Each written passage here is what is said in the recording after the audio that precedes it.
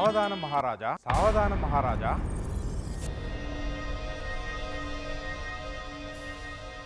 ಸಾವಧಾನ.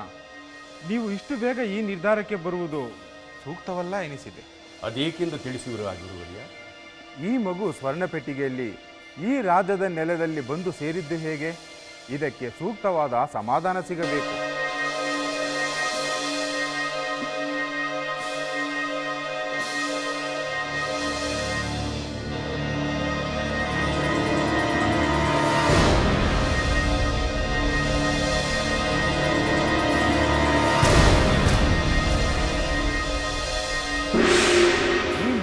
ಪೂರ್ವ ಚರಿತ್ರೆ ಗೊತ್ತಾದರೆ ಮಾತ್ರ ನಿರಾತಂಕವಾಗುವುದು.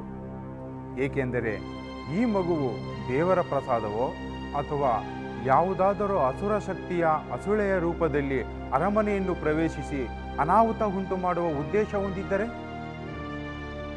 ನಾರಾಯಣ ನಾರಾಯಣ ನಾರಾಯಣ ನಾರಾಯಣ.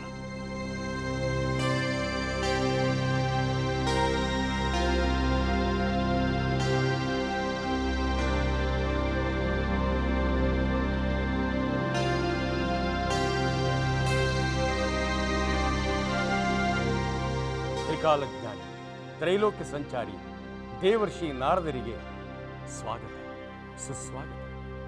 ಇಷ್ಟಾರ್ಥ ಸಿದ್ಧಿರಸ್ತು, ವಂಶೋಭಿವೃದ್ಧಿರಸ್ತು. ಬ್ರಹ್ಮಮಾನಸ ಪುತ್ರ ನಾರದ ಮಹರ್ಷಿಗೆ ನಮೋ ನಮಃ. ಗೌತಮರ ಪುತ್ರ ಶತಾನಂದರೇ, ಸೌಖ್ಯವೇ?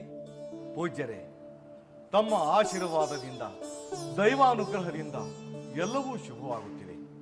ಜನಕ ಮಹಾರಾಜರಿಗೆ ಯಾಗಭೂಮಿಯಲ್ಲಿ ದೈವ ಸ್ವರೂಪಿಯೋ ಎಂಬಂತಹ ಹೆಣ್ಣು ಮಗು ದೊರೆತು ಅದಕ್ಕೀಗ ಸೀತೆ, ಜಾನಕಿ, ಮೈಥಿಲಿ, ವೈದೇಹಿ ಎಂದು ನಾಮಕರಣದ ಸಂಭ್ರಮ ನಡೆದಿರುವಾಗ ತಮ್ಮಂತಹ ಮಹರ್ಷಿಗಳ ಆಗಮನ ತಂಗಾಳಿಗೆ ಪರಿಮಳ ಬೆರೆತಂತೆ ಈ ಅರಮನೆಗೆ ಸಂತೋಷವನ್ನು ಇಮ್ಮಡಿಯಾಗಿ ತಂದಿದೆ ಗುರುದೇವ.